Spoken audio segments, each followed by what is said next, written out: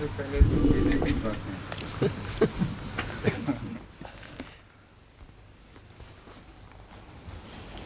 دیکھیں کس کو کیا سوچتی ہے.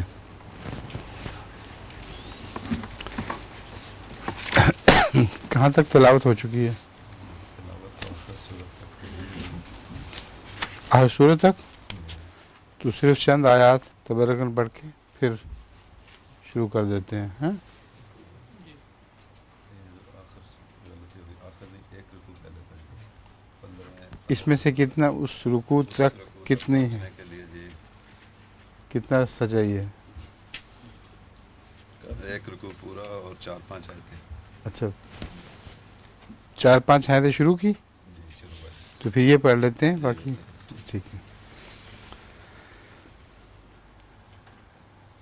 لا مقطوعۃ والی. جی اعوذ باللہ من الشیطان الرجیم. بسم اللہ الرحمن الرحیم. لا مقطوعۃ ولا ممنوعہ وفرش مرفوعۃ انا انشأناہن انشاء فجعلناہن ابکارا عربا اترابا لاصحاب الیمین.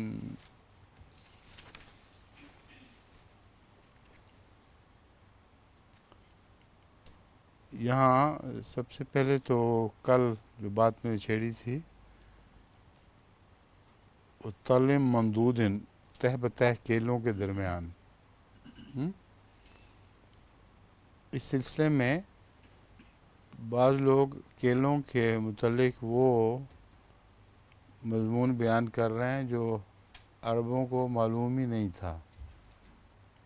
میرے نزدیک یہاں یہ پیشگوئی کے رنگ میں براہ راست پیشگوئی کے رنگ میں نہیں ہے، بلکہ مخاطب جو تھے ان کو اس کا سمجھ آنی چاہیے تھی اس کی کچھ، اس سے تاکہ ایک تحریک پیدا ہو. کچھ بھی سمجھ نہ آئے یہ نہیں ہو سکتا. اس لیے جو بھی اس کے دوسرے معانی ہو سکتے ہیں جو سائنٹیفک ہوں اور بات سے تعلق رکھتے ہوں وہ ثانوی حیثیت رکھتے ہیں یہاں. اسی ضمن میں میں نے عربوں کے رواج کی بات کی تھی.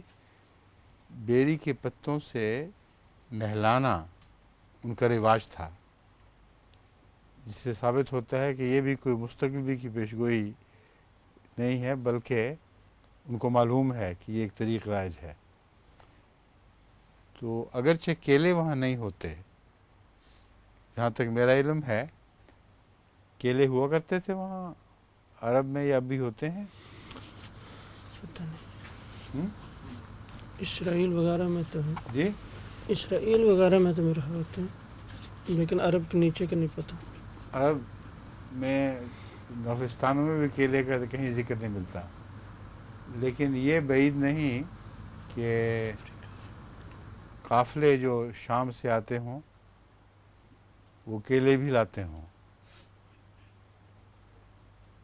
کیونکہ ہر قسم کے پھل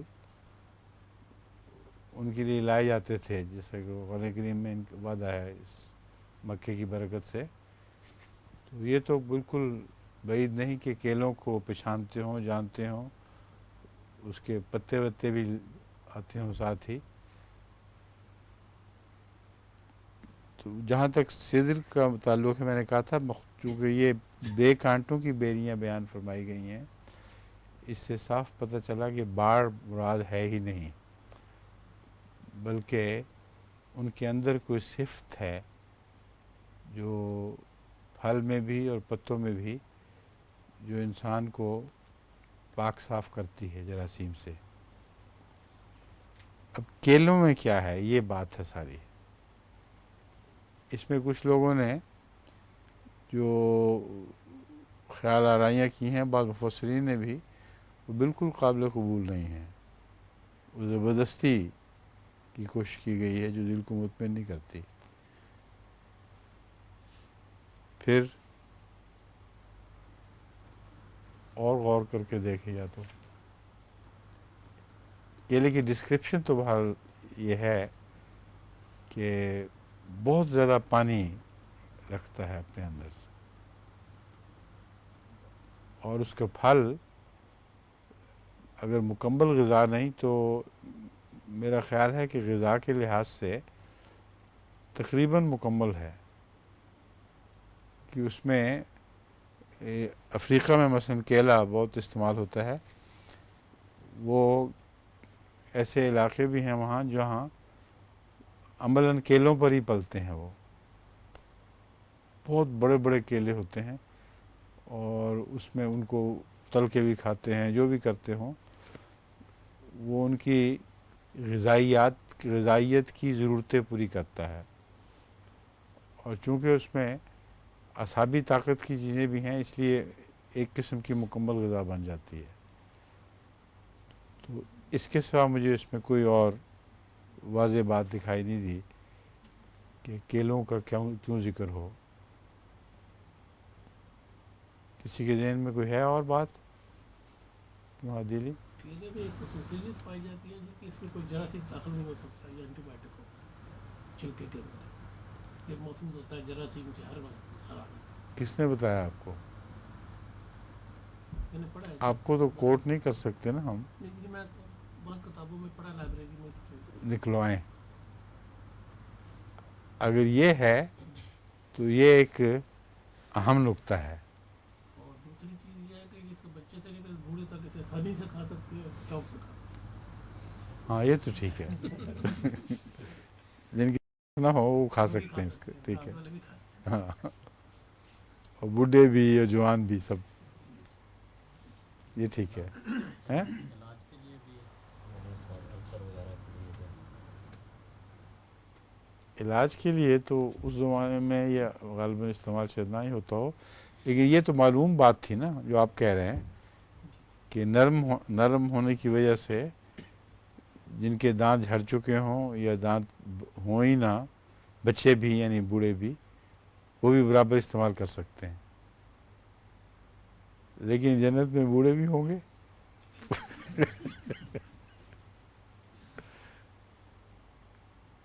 ایک مسئلے کا حل دوسرے مسئلے پیدا کر دیتا ہے پھر۔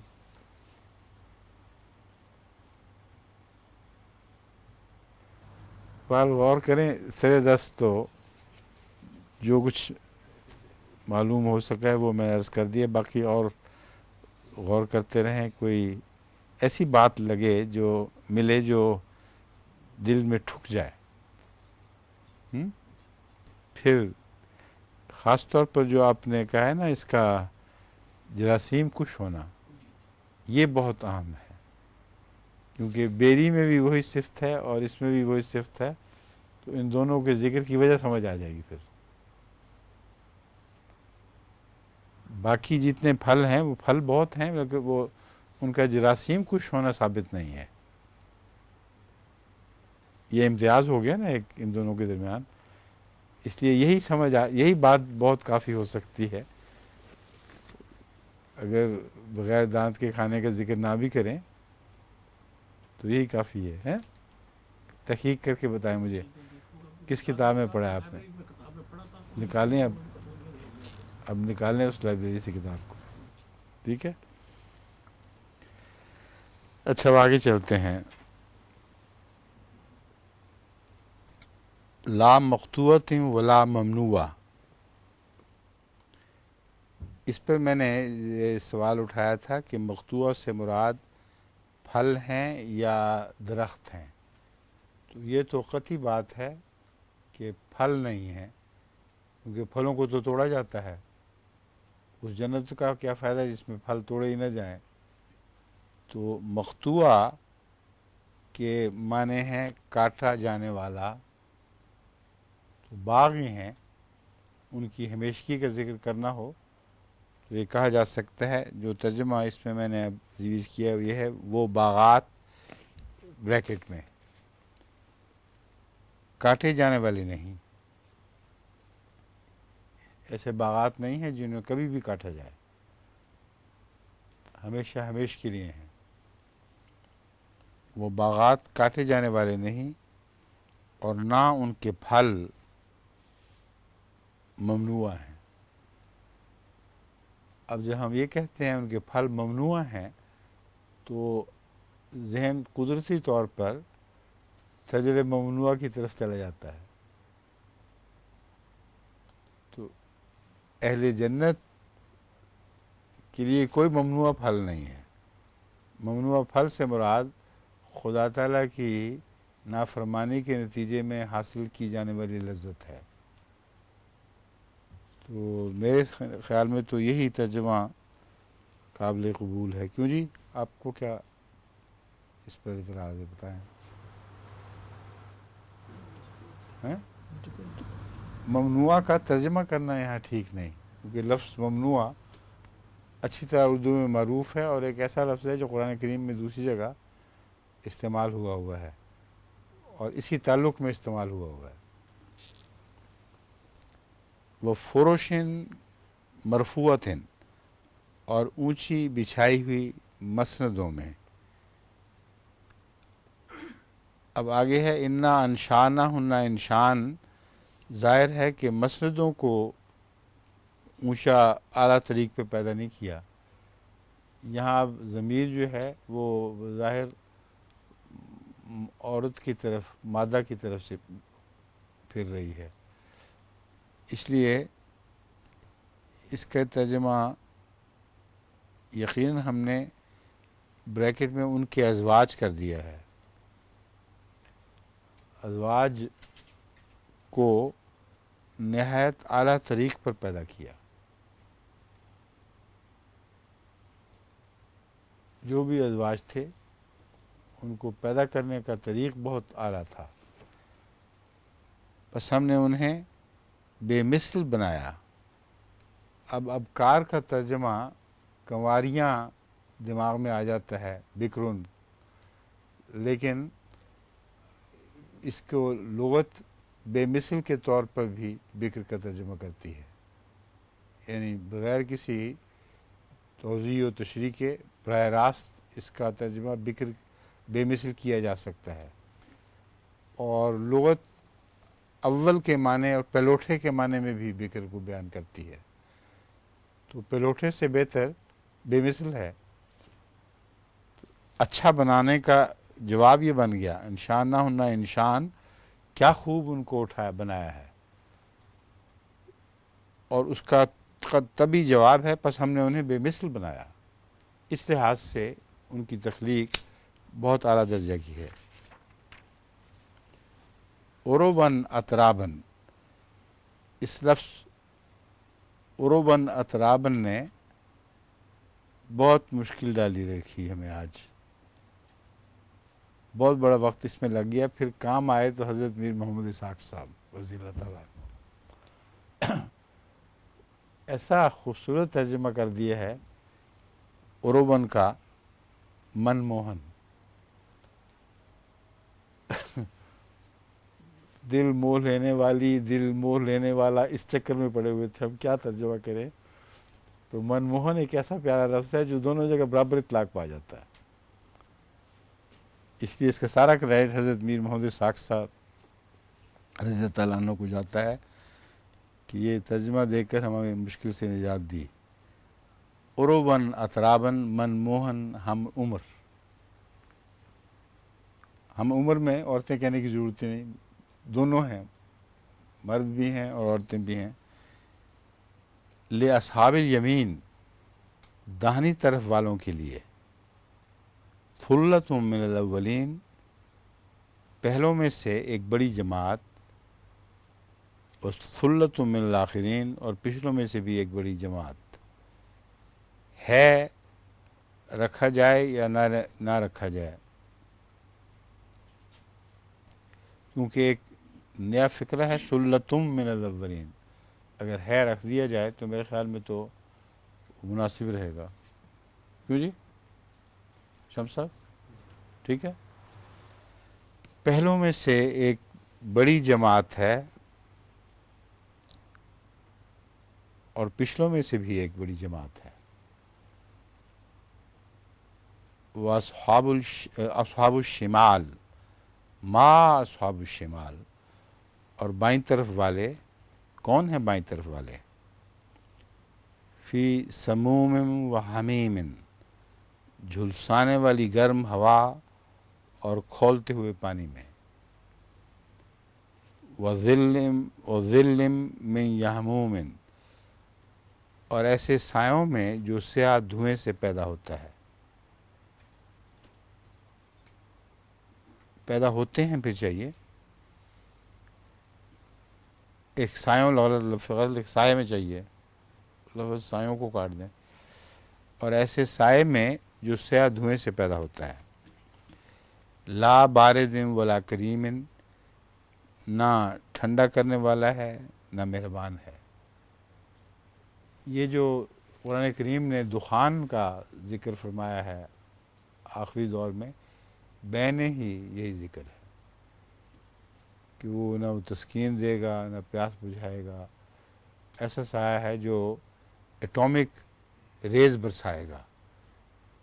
تو پیشگوئی کے طور پر بھی یہ مضمون ہے، لیکن ایسا مضمون ہے جو سمجھ بھی آ رہا تھا سب کو واضح ان معنوں میں کہ دھوئیں کا سایہ کسی کو امن نہیں دیتا۔ وہ آگ کے دھوئیں کا سایہ جو سمجھ رہے ہوں ان کے لیے کوئی مشکل نہیں ہے یہ مضمون، لیکن اس میں مثمر پیشگوئی بھی ہے میرے نزدیک، جو بالکل قطعیت کے ساتھ اس زمانے میں پوری ہو بھی چکی ہے اور ہونے والی ہے۔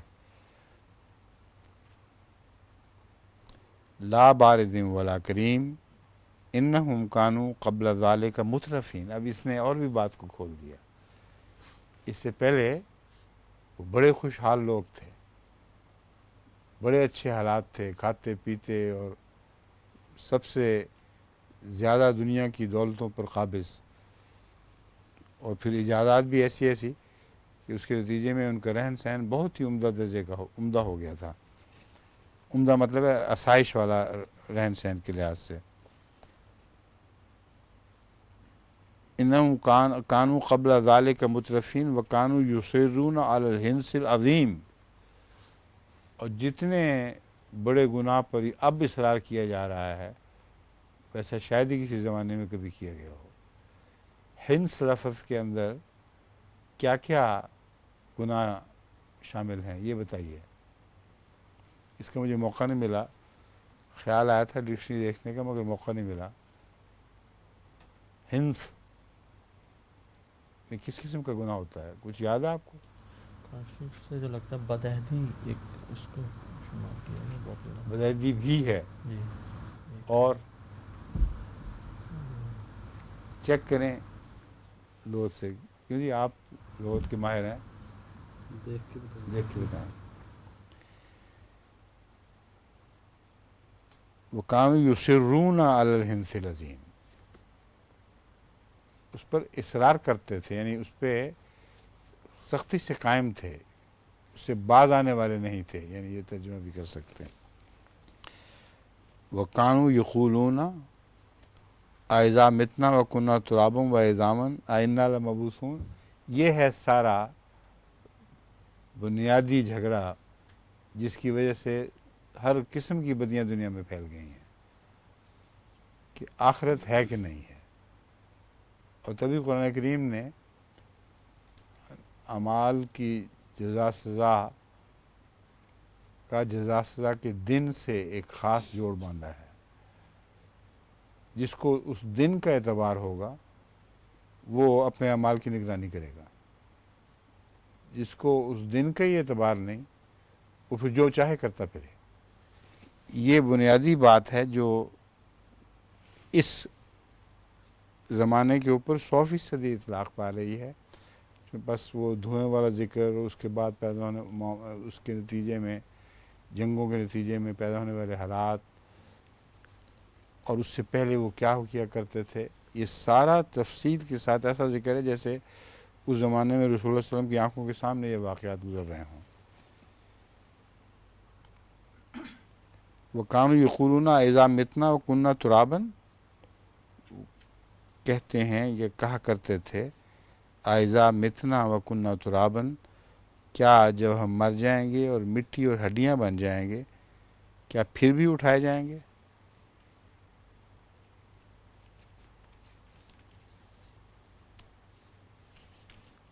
ہم نہ چاہیے دوبارہ پھر آئینہ لمبعوثون، تکرار ہے یہاں پہ، کیا ہم پھر بھی اٹھائے جائیں گے؟ پھر سے پہلے ہم ڈال لیں. اب آباؤنا الاولون، کیا ہمارے پہلے آباء و اجداد بھی؟ قل ان الاولین والآخرین، تو کہہ دے یقیناً پہلے اور پچھلے سب، لمجموعون الی میقات یوم معلوم، ایک معین زمانے کے مقررہ وقت کی طرف اکٹھے لے جائے جائیں گے. اس ترجمے پر غور کر لیں الفاظ کے پہلو سے. لمجموعون الی میقات یوم معلوم، ایک معلوم دن میں جس ملاقات کا، جن امور کا وعدہ دیا گیا تھا، اس کی طرف اکٹھے لے جائے جائیں گے. یوم معلوم تو ایک معین زمانہ ہو گیا، اسی میں دن کی بجائے یوم کا ترجمہ زمانہ کیا ہے. معلوم دن ایک معین جس کی تعیین کی جا چکی ہے، زمانے کے مقررہ وقت کی طرف، میقات میں مقررہ وقت ہے، تو ایک معین زمانے کے مقررہ وقت کی طرف. میں اس لیے کھول رہا ہوں کہ سننے والوں کو سمجھ آ جائے کہ کس چیز کا کیا، کس لفظ کا کیا ترجمہ کیا جا رہا ہے. ایک معین زمانے کے مقررہ وقت کی طرف اکٹھے لے جائے جائیں گے. ثم انکم ایھا الضالون المکذبون، پھر یقیناً تم اے سخت گمراہو، بہت جھٹلانے والو. لآکلون من شجرۃ من زقوم، ضرور تم زقوم کے پودے میں سے کھاؤ گے، ہونا چاہیے نا، یہاں کھاتے ہو تو نہیں ہو سکتا. مجھے کھاؤ گے والی بات ہی ٹھیک لگ رہی ہے. جب لے جاؤ گے تو پھر پہلے ترجمے کی نسبت سے یہی بہتر ہے. فمالئون منہ البطون، پھر اسی سے پیٹ بھرو گے، پیٹ بھرنے والے ہوگے. دونوں ترجمے جائز ہیں میرے خیال میں. مالئون پیٹ بھرو گے یا پیٹ بھرنے والے ہوگے. کیوں جی، کس کو آپ ترجیح دیتے ہیں؟ پیٹ بھرنے والے ہو، کھانے والے ہو، اس طرح نہیں زیادہ اچھا؟ ہو میں نے کر دیا تھا، لیکن پھر آپ نے اب جو دوبارہ بات کی ہے تو پھر دوبارہ کھاؤ گے والا شروع کر دیا. میں نے اس کو پہلے وہ آپ جو کہہ رہے ہیں وہی کیا ہوا تھا، پھر اس کو ہو میں تبدیل کر دیا نا. پہلے اب جو پہلے پڑھا ہے میں نے اپنا وہ کیا تھا، پھر ہو میں جو آپ کہہ رہے ہیں تبدیل کر دیا، مگر اب پھر آپ لوگوں نے کہا نہیں وہی پہلا بہتر ہے. اب اس چکر سے نکالیں. دو امکانات اب میں آپ کے سامنے صاف کھل کے پڑھ کے سنا دیتا ہوں. یقیناً تم اے سخت گمراہ ہو، بہت جھٹلانے والو، ضرور تم زقوم کے پودے میں سے کھاؤ گے یا کھاتے ہو.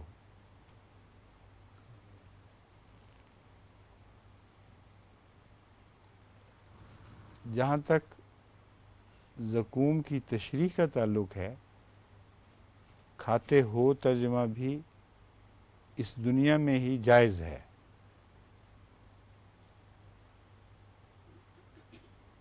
لیکن عام جو پڑھنے والا ہے اس کے دماغ میں زمانے کا تاخر ذہن میں آئے گا کہ اس کے نتیجے میں تم کیا کرو گے، تمہیں کیا ہوگا. جہاں تک کھاتے ہو کا تعلق ہے، زقوم ایک ایسا پودا ہے جو دیکھنے میں کانٹے دار اور برا معلوم ہوتا ہے، مگر اس کا پھل میٹھا لیکن سخت جلن پیدا کرنے والا، آگ لگا دیتا ہے اور اس کے نتیجے میں بار بار پانی مانگتا ہے انسان. تو یہ جو جن لوگوں کا ذکر ہو رہا ہے کہ تم بڑے نعمتوں میں تھے اور آسائش کی زندگی اور ہنس عظیم میں مبتلا تھے، ان پر بین ہی چسپاں ہوتا ہے یہ. لیکن یہ تشریحات عام جو قاری ہے، پڑھنے والا، اس کے ذہن میں نہیں ہوں گی نا. اس لیے میں سمجھتا ہوں کہ اگر ہوگے کر دیا جائے تو کوئی حرج نہیں. یہ تشریحی باتیں ہیں جن کا ضروری نہیں کہ اسی ترجمے میں ایسا واضح ذکر ہو کہ پھر قاری ان کو دونوں طرف لے جا سکتا ہو. اس طرح یہ پھر تفسیر ایک صغیر بن جائے گی ایک. سمجھ گئے؟ اس لیے ہو کی بجائے ہوگے ہی رہنے دیں. کیا خیال ہے عادی علی؟ مضارع کا نہیں ہے ہیں؟ نا، تاکلونا نہیں ہے، آکلونا اسم فاعل کے طور کھانے والے ہوگے، جی کھانے والے ہو کی بجائے جی ہوگے بھی تو ہو سکتا ہے. ٹھیک ہے قائم کھانے والے ہو پھر اس سے پیٹ بھرنے والے ہو، یہ ہو جائے تو پھر دونوں طرف لگ جائے گا. تے کو اڑا دیں آپ، کھانے والے ہو، یہ دونوں طرف چل سکتا ہے. جی یہ ٹھیک ہے. کھاتے ہو کا لفظ جو ہے وہ اس میں کھاتے کو اڑا کر کھانے والے ہو میں جس کا ذہن مستقبل کی طرف جائے گا وہ اس سے مستقبل کا معنی لے سکتا ہے. جس کا ذہن استمرار کی طرف جائے گا، حال کے استمرار کی طرف، وہ دونوں معنی لے سکتا ہے. یہی کر لیں. پھر تم اس سے پیٹ بھرنے والے ہو.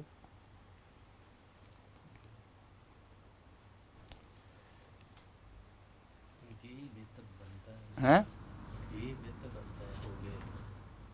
ایک منٹ، اب آپ کی رائے ایک طرف ہے، قمر صاحب کی ایک طرف، ان کے درمیان فیصلہ کرنا ہے. اب میں ان قمر صاحب والے ترجمے کے مطابق پڑھ کے سناتا ہوں.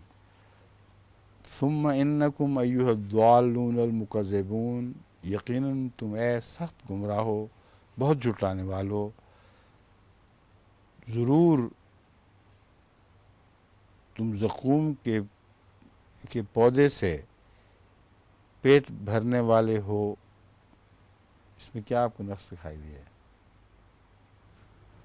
پیٹ بھرنے والے ہو میں بین ہی دونوں معنی آ جاتے ہیں. یعنی مستقبل میں تم ایسا کرنے والے ہو. اس لیے مجھے تو یہ بہت پسند آیا ہے. کیوں جی؟ شمس صاحب کو سارے رد کر رہے ہیں یا نہیں؟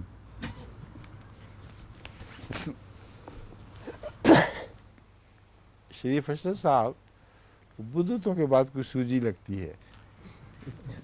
اب خاص طور پہ آنکھیں اٹھا کے دیکھ رہے ہیں، کیا بات ہے؟ میرے کو شمس صاحب کی تائید نہیں. تائید میں؟ اچھا، جزاک اللہ.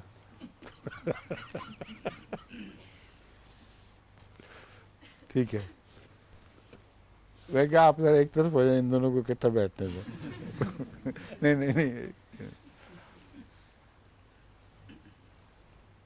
فَمَالِئُونَ مِنْهَا الْبُطُونَ، پھر اسی سے پیٹ بھرنے والے ہو. فَشَارِبُونَ عَلَيْهِ مِنَ الْحَمِيمِ، پھر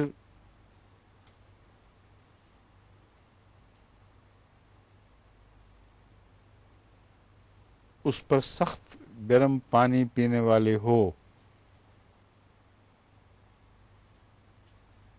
اب یہاں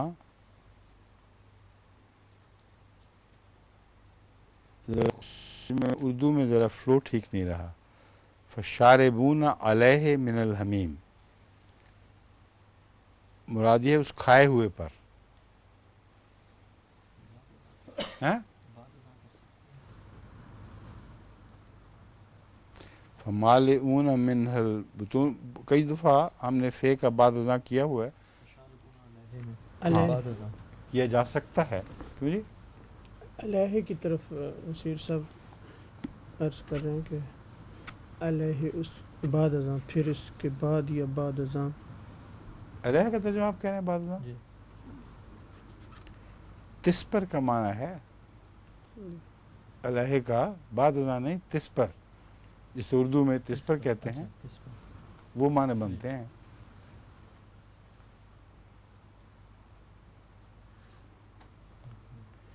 پھر تس پر گرم پانی بھی پینے والے ہو، کھولتا ہوا پانی بھی پینے والے ہو. یہ کر لیں.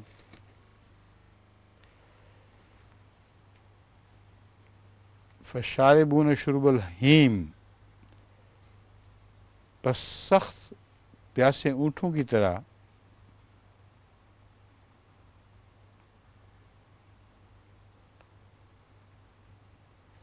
اب پینے والے کا بار بار کا اردو کا ذکر، یہ اردو میں تکرار نہیں اچھی لگ رہی، اس کا کوئی حل بتائیں. فائدہ سوجی ہے تمہیں.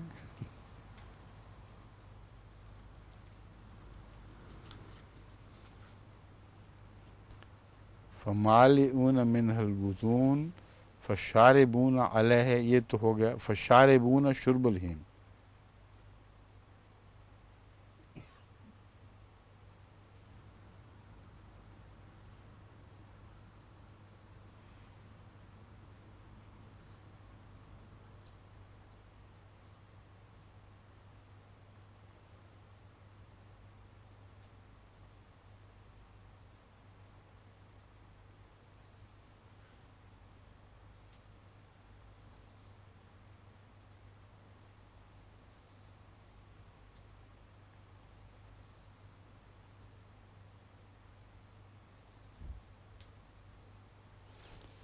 پینے کا جس کو ہڑپ کرنا ہوتا ہے پیاسے اونٹ کی طرح، اس کے لیے کوئی لفظ ہے ہونا چاہیے میرے خیال میں.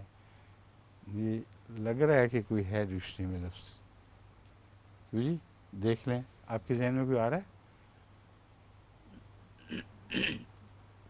جیسے پانی ہڑپ کرے، اور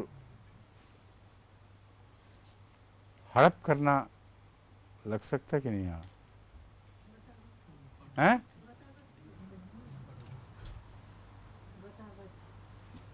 پیاسے اونٹ کی طرح ڈیک لگانا، ہاں جو مطلب ڈیک لگانا.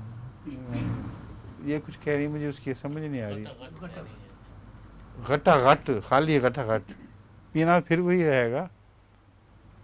غٹا غٹ کٹانے والے تو نہیں کہہ سکتے نا. ہم تو لفظ پینے والے کی تکرار کو چھوڑنا چاہتے ہیں. سمجھ گئی ہیں؟ تبھی میں سمجھیے کیا کہہ رہی ہیں، غٹا غٹانے والے ہو، یہ نہیں ہو سکتا. ہاں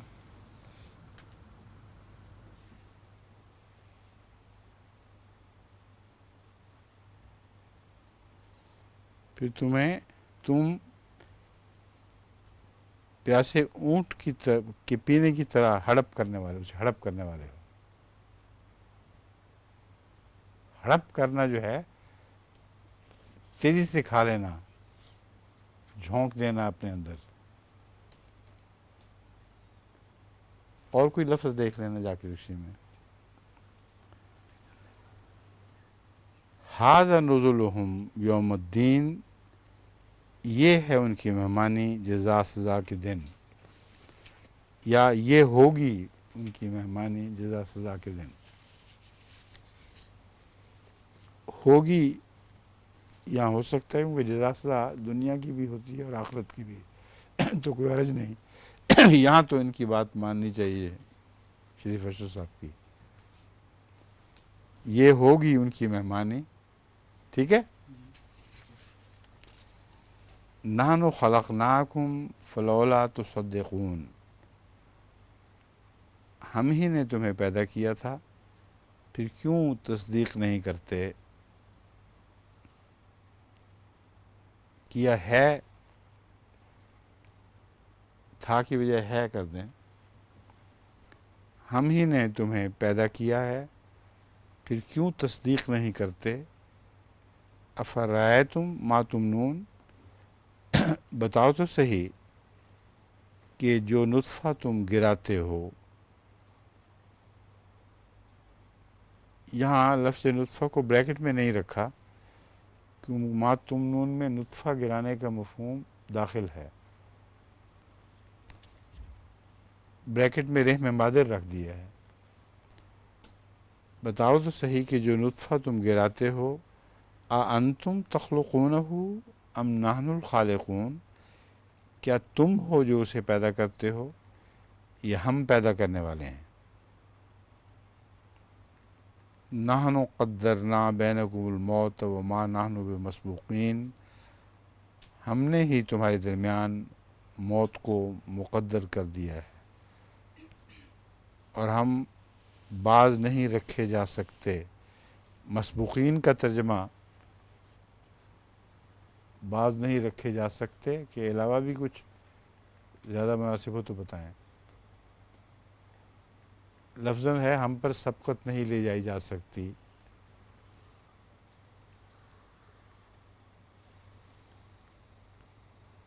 مگر آگے ہے الا ان نبدل امثالکم، اس لیے وہ سبقت نہیں لے جائی جا سکتی، اگلی آیت کے ساتھ وہ مطابقت نہیں رکھے گا، اور چونکہ بعد نہ رکھے جانا کا مفہوم اس میں شامل ہے اس لیے میں نے اسی کو اخذ کر لیا ہے۔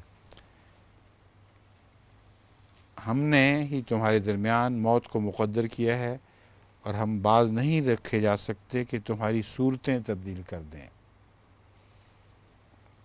اور تمہیں ایسی صورت میں اٹھائیں کہ تم اسے نہیں جانتے۔ وَنُنشِئَكُم فِي مَا لَا تَعْلَمُونَ، فی میں ایسی صورت مراد ہے، ایسی صورت میں اس میں سے مراد ہے اس حال میں، اس صورت میں اٹھائیں کہ تم اسے نہیں جانتے یا جانتے نہیں۔ نہیں جانتے بہتر نہیں ہے؟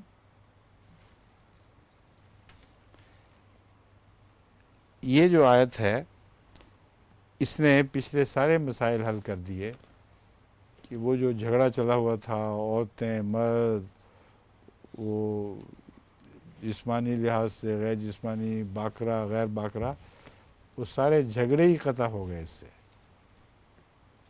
اس لیے قرآن کریم نے پچھلے سارے احتمالات جو انسانی ذہن میں اٹھتے ہیں ان کا رد فرمایا ہے، جیسا کہ اکثر ایسا ہی نظر آتا ہے۔ ہر صورت میں جہاں جہاں پہلے شبہات کچھ اٹھ چکے ہوں، آخر پہ کوئی آیت آپ کو ایسی مل جائے گی جو ان جھگڑوں کو بالکل قطع کر دیتی ہے۔ اس آیت سے قطعی طور پر ثابت ہوا کہ ہم جس شکل میں دوبارہ اٹھائے جائیں گے اس کا تصور بھی نہیں کر سکتے، حالانکہ تصور پیش ہوا ہے۔ صاف ثابت ہوا کہ تصور، ہم اس دنیا میں جو تصور کیا کرتے ہیں ان کے مطابق ہمیں کچھ سمجھانے کے لیے ہے، ورنہ وہاں جو کچھ ہوگا اس کا ہمیں وہم و گمان بھی نہیں ہو سکتا، علم ہی کچھ نہیں کہ کیا ہونا ہے۔ امثالکم، یہاں امثالکم نے بات کھول دی کہ جسم کی باتیں ہو رہی ہیں وہ ملتی جلتی چیزیں ہوں گی، مگر امثالکم سے یہ بھی پتہ لگا کہ بد لوگ ہیں تو بد چیزیں ہوں گی، اچھے لوگ ہیں تو اچھی چیزیں ہوں گی، جو بھی شکلیں رونما ہونے والی ہیں وہ تمہاری روح کی اس دنیا میں شکلوں سے مشابہ ہوں گی۔ وَنُنشِئَكُم فِي مَا لَا تَعْلَمُونَ، لیکن ایک بات ہے کہ تم اپنی پہلی نشاط کو تو جانتے ہو نا۔ وَلَقَدْ عَلِمْتُمُ النَّشَاطَ الْأُولَىٰ فَلَوْلَا تَذَكَّرُونَ، اگر بالکل کچھ سمجھ نہ آ رہی ہو تو کیا فائدہ؟ اس لیے اللہ تعالیٰ نے اگلی نشاط کا کچھ تصور دینے کی خاطر یہ آیت بیان فرمائی ہے۔ وَلَقَدْ عَلِمْتُمُ النَّشَاطَ الْأُولَىٰ فَلَوْلَا تَذَكَّرُونَ، اور پہلی پیدائش کو تو تم جان چکے ہو، پھر کیوں نصیحت حاصل نہیں کرتے؟ اس سلسلے میں نے بہت تفصیل سے اپنی اس کتاب میں، نئی کتاب میں بھی روشنی ڈالی ہے۔ پہلی نشاط کے متعلق اس زمانے کے سارے سائنسدان جانتے ہیں کہ جس چیز سے آغاز ہوا تھا اس کی اس آخری صورت سے کوئی بھی مشابہت نہیں، جس صورت میں وہ اٹھائی گئی. تو ایسا ہونا ناممکن نہیں ہے، بعید نہیں ہے. اور دوسرا یہ اشارہ موجود ہے کہ تم لوگ اپنے دماغ کو ماضی میں لے جا کر دیکھو تو صحیح کہ جس شکل میں ابتدائی زندگی کے طور پر تمہیں پیدا کیا گیا، کیا تم کو تصور کر سکتے تھے کہ تم کیا بن جاؤ گے؟ ناممکن تھا. اب مڑ کر دیکھو تو تم بن چکے ہو. پھر بیسر ثانی پہ کا انکار کرنے کی تمہارے پاس دلیل کیا بنی؟ اگر ذہن کو واپس لے کے جاؤ تو کسی وقت بھی ایوولوشن کی کسی منزل پہ بھی تم اگلے قدم کا نہیں سوچ سکتے کہ وہ بھی چیز بھی پیدا ہو سکتی ہے اس سے. آغاز تو چھوڑ بھی دو، بندر بھی نہیں سوچ سکتا کہ میں انسان بن سکتا ہوں.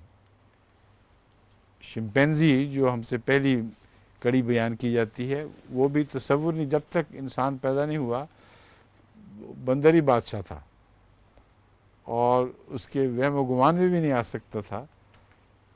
تو یہ تبدیلی جو ہے ما لا تعلمون اس کے دلائل دیے جا رہے ہیں کہ ایسا ضرور ہوگا اور ہو چکا ہے. جب ہو چکا ہے تو پھر مستقبل کے انکار کی کیا گنجائش رہی باقی؟ ہمارے پاس کوئی دلیل ہی نہیں کہ اس لیے کہ عجیب و غریب بات ہے تم اس کا انکار کر بیٹھو.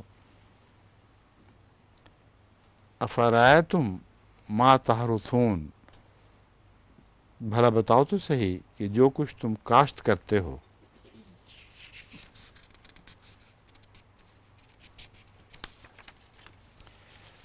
اَأَنتُمْ تَزْرَعُونَهُ أَمْ نَحْنُ الزَّارِعُونَ، کیا تم ہی ہو جو اسے اگاتے ہو یا ہم اگانے والے ہیں؟ اب اس میں ظاہری جواب تو یہ نظر آئے گا کہ وہ کہتے ہیں ہم اگانے والے ہیں، لیکن وہ اگانے کی جو صفات پیدا ہوئی ہیں بیج کے اندر، ان صفات کی یہ نقالی بھی نہیں کر سکتے، ناممکن ہے. تو بنا بنایا اگانے کا نظام ہاتھ میں پکڑا دیا گیا تو اگاتے ہیں، وہ نہ ہو تو اگا سکتے ہی نہیں. تو ظاہری طور پر ایک ذمہ دار کہہ سکتا ہے کہ ہم اگاتے ہیں، وہ بے وقوفی اور حماقت ہے. اور جس کو وہ کہتا ہے اگاتے ہیں، وہ پتہ بھی نہیں چلتا بعض دفعہ وہ بیج وہ ڈالتے ہیں جو اگتا ہی نہیں. ایسے زمین میں بعض اثرات ہوتے ہیں، ان زمینوں میں وہ بیج نہیں اگتا. تو سارا نظام جو ہے بونے کا اور اگنے کا، یہ کلیتاً اللہ کے ہاتھوں میں ہے اور اسی کی تقدیر سے چلتا ہے. ایک ایک قدم پر خدا کے فیصلے کی محتاجی ہے. لو نشاء لجعلناہ حطاما فظللتم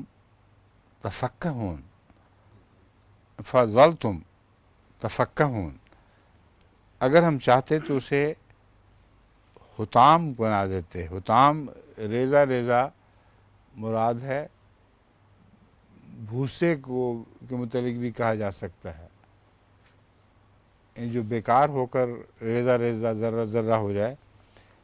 تو اگر ہم چاہتے تو جو تم اگاتے ہو اسے پھل لانے سے پہلے ہی ریزہ ریزہ کر ڈالتے. فظلتم تفکہون، پھر تم باتیں بناتے رہ جاتے. کیا باتیں بناتے؟ انا لمغرمون، یقین ہم تو چٹی تلے دب گئے. جو کچھ خرچ کیا تھا وہ مصیبت اپنے اوپر آ پڑی، اس کاشت سے ہمیں کوئی فائدہ نہ پہنچا. تو وہی مراد ہے کہ ہم اگاتے ہیں اور ہم ہی یہ فیصلہ کرتے ہیں کہ اگنے کے بعد وہ اپنے آخری منزل تک پہنچ جائے. اور اس کے درمیان کتنے ہی احتمالات ہیں کہ جن میں اگر ان کو ختم کر دیا جائے ان فصلوں کو تو کچھ بھی فائدہ نہیں ہوگا سوائے بھوسے کے. اور چٹی سر پہ رہ جاتی ہے، سارے اخراجات کی چٹی یہ کئی دفعہ خطوط بھی آتے ہیں، ہمیں اپنا بھی تجربہ ہے. ایک دفعہ میرا حضرت بھائی جان کا جو کاشت کا پروگرام تھا وہ اکٹھے ہی چلا کرتا تھا اکثر. تو جو کچھ ہم نے اعلیٰ درجے کے ٹریکٹر خرید کے، چوئی شاہ نواز صاحب نے مہربانی کی تھی کہ نیا جو آیا تھا ٹریکٹر جس کے ساتھ فصلیں کاٹنے کا انتظام اور دانے نکالنے کا انتظام تھا، وہ اسی سال انہوں نے بھیجا تھا. یعنی خریدا تو ہم نے تھا، لیکن انہوں نے بہت مانگ ہونے کے باوجود ہمیں دے بھی دیا اور رعایت بھی دی. تو اس دن میں اور حضرت بھائی جان سین میں بھائی جان کے اس ٹریکٹر اور وہ کیا کہتے تھے اس کو جو ہیں وہ ساتھ جڑا ہوا ہوتا ہے سارا، ہیں اس کا ایک خاص لفظ ہے، چھوڑ دیں. کمبائن ہارویسٹر کو دکھا رہے تھے بھائی جان اور کہہ رہے تھے دیکھو یہ اس میں خوبی ہے. اب یہ مصیبت کی فصلیں کاٹی ہوئی ہوں، اوپر سے بارش ہو جائے، موسم خراب ہو جائے اور پھر دانے خراب ہوں، یہ سب جھگڑے ختم. اب آرام سے یہ جائے گا اور سارے دانے بوری میں بند ہو کے ہاتھ آ جائیں گے. پھر ان کو اسی وقت ہم کسی جگہ میں محفوظ جگہ میں پہنچا دیں گے، سارے جھگڑے ختم. یہ باتیں جب ختم ہوئی تو میں روانہ ہوا احمد نگر جا کے حالات دیکھنے کے لیے. فصل تیار پڑی تھی، صرف دانے ابھی پکے نہیں تھے، اور جاتے جاتے اتنی آلہ باری ہوئی کہ میری موٹر کی جو چھت تھی آخر وقت جب تک وہ میرے رہی ہے اس میں یوں لگتا تھا جس میں چیچک ہوئی ہے اس کو. اتنے بڑے اولے گرے تھے کہ ساری چھت داغوں سے بھر گئی تھی. جب وہاں پہنچا احمد نگر تو تمام فصلیں ملی ہمیں، ایک دانہ بھی نہیں. اور جتنے زمیندار تھے ارد گرد کے، ان کا تو یہ حال تھا کہ ان کے مویشی بھی مر گئے اولوں کی وجہ سے. ایک ہمارے ساتھ زمیندار تھا، اس اولا اس کی چھت پھاڑ کے گائے کی کمر پہ گرا اور کمر 2 ٹکڑے کر دی. چھت پھاڑنے میں جو اس کی طاقت خرچ ہوئی ہوگی وہ اس کے علاوہ تھی. اس کے بعد اگر گر بھی جائے تو معمولی سا گرتا ہے. اور ایک اولا میں خود اٹھا کے لایا ہوں وہاں سے، جو شکر ہے ہمارے، اگر موٹر پہ گرتا تو موٹر کی چھت پھاڑ کے اتر آتا. وہ میں نے دیکھا تو اتنا بڑا اولا پڑا ہوا تھا، جو پگھلنے کے بعد بھی جب ہم گھر لائے تو یاد ہے ایک سیر کا تھا یا کتنا نکلا تھا، ہیں کافی بڑا. ان کو میں نے دکھایا تھا. اتنی دیر وہاں پگھلا رہا، وہاں گھنٹہ میں نے لگایا ہوگا، پانی کے اندر بڑی جلدی پگھلتا ہے. اور واپس آ کے جو تولا تقریباً 1 کلو کا تھا. تو 1 کلو اگر اوپر سے گرے کسی چیز پر تو ٹکڑے اڑا دیتا ہے اس کے. تو یہ ہے جس کے متعلق فرمایا اللہ تعالیٰ کہ یہ تو ہم کرتے ہیں، اگر ہم یہ فیصلہ کر لیں تو تمہارا کچھ بھی تمہارے ہاتھ نہ آئے، محروم ہی رہ جاؤ. یہ باتیں بناؤ گے. تفکہون انا لمغرمون، ہمارا تو سارا خرچہ اوپر پڑ گیا. بل نحن محرومون، بلکہ ہم تو کلیتاً محروم ہو چکے ہیں. افرأیتم الماء الذی تشربون، کیا تم نے وہ پانی دیکھا ہے جو تم پیتے ہو؟ اانتم انزلتموہ، یا اس پانی پر غور کیا چاہیے، دیکھا ہے نہیں. یہ لکھ دیں یہاں لفظ، کیا تم نے اس پانی پر غور کیا ہے جو تم پیتے ہو؟ انتم انزلتموہ من المزن ام نحن المنزلون، کیا تم ہی اسے بادلوں سے اتارتے ہو یا ہم ہیں جو اتارنے والے ہیں؟ یا کیا تم ہی نے اسے بادلوں سے اتارا ہے یا ہم ہیں جو اتارنے والے ہیں؟ کیا ترجمہ بہتر ہے؟ کیا تم ہی نے اسے بادلوں سے اتارا ہے؟ تھا کا لفظ کاٹ دیں، ہر جگہ میں غلطی سے تھا لکھا ہوا ہے، باقی وہی ہے. یا ہم ہیں جو اتارنے والے ہیں؟ اب یہ جو ہے نا پانی اتارنا، اس کے متعلق میں پہلے بہت تفصیل سے بیان کر چکا ہوں، دوبارہ دہرانے کی ضرورت نہیں۔ اتنا عظیم نظام ہے پانی اتارنے کا کہ اگر وہ نظام پیدا نہ ہوا ہوتا تو جو پانی چڑھ جائے وہ اتر سکتا ہی نہیں تھا۔ غیر معمولی نظام ہے جو سمندر سے اٹھنے سے پہاڑوں تک جانے تک مکمل ایک دوسرے کے ساتھ مطابقت کرنے والا نظام ہے۔ اور اگلی بات جو ہے، لو نشاء جعلناہ اجاجا فلولا تشکرون، اگر ہم چاہتے تو اسے کھارا کر دیتے، بس تم شکر کیوں نہیں کرتے؟ اب جتنے بھی عام طور پر بخارات اٹھتے ہیں وہ اس زہر کو لے کر اٹھتے ہیں جس زہر کے ساتھ کوئی پانی ملا ہوا ہو۔ اس لیے جو بھی آپ چیزیں گرم کرتے ہیں اگر ان میں زہریلے مادے ہیں تو سارے کمرے کو زہر سے بھر دیں گے، لیکن پانی کا یہ نظام ہے جو بالکل الگ ہے۔ کھارے پانی سے پانی اٹھتا ہے اور بالکل شفاف ہو کے اٹھتا ہے۔ تو کھارا کر دینے میں یہ مضمون ہے کہ جس طرح باقی چیزیں جو بھاپ بن کے اٹھتی ہیں تو اپنا اپنا زہر لے کر اٹھتی ہیں، اور پانی ایک ایسی چیز ہے جو اپنا زہر پیچھے چھوڑ کے اٹھتا ہے۔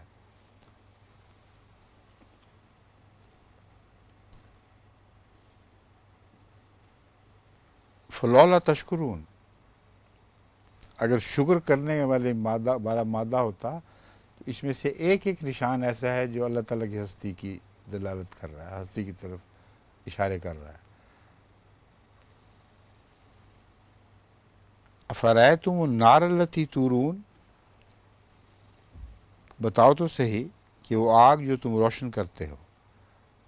اب افرأیتم میں بتاؤ تو صحیح کے معنی بھی ہیں، اس لیے اس دفعہ بدل کے میں نے کچھ کیے، یہاں یہی رکھا ہے، بتاؤ تو صحیح کہ وہ آگ جو تم روشن کرتے ہو، کیونکہ اس کے بعد اس کا جواب آنے والا ہے۔ اَأَنتُمْ أَنشَأْتُمْ شَجَرَتَهَا أَمْ نَحْنُ الْمُنشِئُونَ، کیا تم اس کا شعلہ اٹھاتے ہو یا ہم ہیں جو اسے اٹھانے والے ہیں؟ اب یہ بتائیں، شعلہ اٹھانے والا جو قصہ ہے اس میں کون سا نشان ہے؟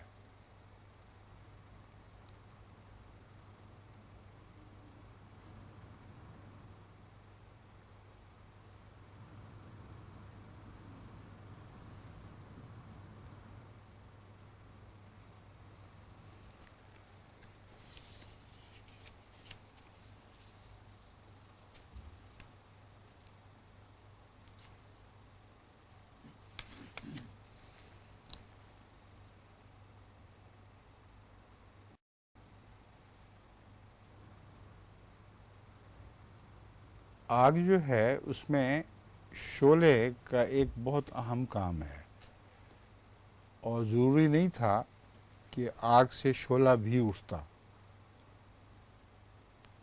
چیزیں جل جاتی ہیں، بھسم ہو جاتی ہیں، اس سے بہت زیادہ وہ لوہا جب پگھلتا ہے تو اس کی گرمی کتنی شدید ہوتی ہے۔ بعض چیزوں کے پگھلنے کا درجہ حرارت جو ہے وہ ایسا ہے کہ عام آگ جو ہم گھروں میں دیکھتے ہیں اس سے بہت زیادہ ہے، مگر شعلہ نہیں اٹھتا۔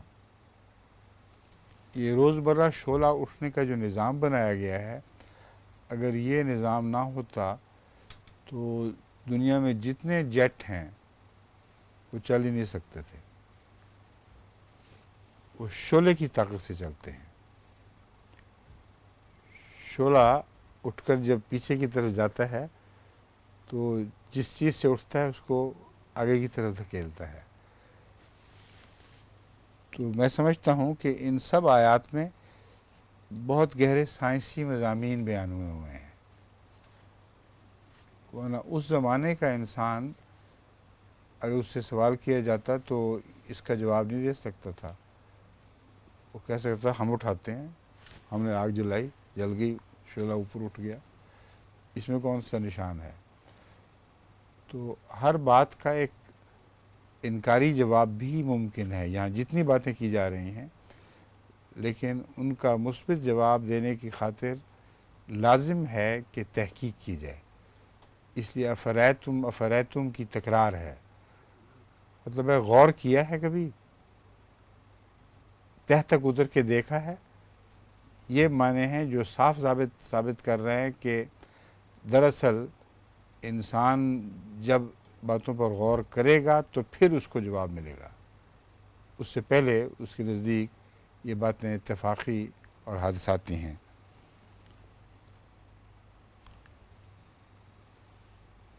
انتم انشاتم شجرتها ام نحن المنشئون نحن جعلناها تذکرۃ و متاع للمقوین. اب جو میں مضمون بیان کر رہا ہوں اگلی آیت بالکل اس کی تائید فرما رہی ہے. ہم نے اسے بنایا ہے، ایک بہت بڑی نصیحت ہے اس میں، و متاع للمقوین، اس میں مسافروں کے لیے بہت بڑا فائدہ ہے. دیکھ لیا شعلے کا فائدہ مسافروں کے لیے کیا ہے. یہ جب کاریں بھی چلتی ہیں تو شعلہ بھڑکتا ہے تو کار چلتی ہے. اگر شعلہ نہ بھڑکے تو نہ وہ انجن چل سکتا تھا، نہ وہ کار چل سکتی تھی، نہ ہوائی جہاز کا انجن چل سکتا ہے. تو مسافروں کا کہنا صاف ثابت کر رہا ہے کہ اس میں ان کے لیے بہت بڑا تذکرہ ہے، بہت بڑی نصیحت کی بات ہے. کیوں جی؟ باقی تلاوت پھر کرنی ہے نا یہاں سے. آخری آیت ہو جائے رکوع پورا ہو جائے. ہاں، فسبح باسم اچھا فسبح باسم ربک العظیم، پس اپنے رب عظیم کے نام کی تسبیح کر. یا اور کوئی ترجمہ ہو سکتا ہے تسبیح کر کی بجائے؟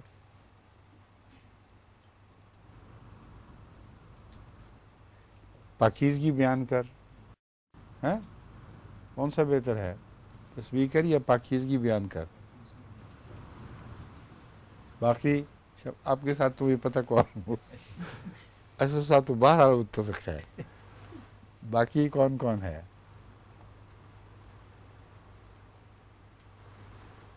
ہاں؟ کیا تسبیح مانا زیادہ چلتا ہے. کوئی نہیں؟ تسبیح زیادہ اچھے لگتا ہے. ادھر اللہ آپ کی انہوں نے ضد لگائی ہے کہ آپ کی بات نہیں مانتے. تسبیح ہے، پاکیزگی بیان کر مطلب تو بن جاتا ہے، مگر جو تسبیح ہے نا اس میں ایک الگ شان ہے. بس اپنے رب عظیم کے نام کی تسبیح کر. ٹھیک ہے، باقی انشاءاللہ پھر آگے تلاوت بھی ہونی ہے. وہ تک ہو گیا مکمل. چلیں جی، جزاک اللہ.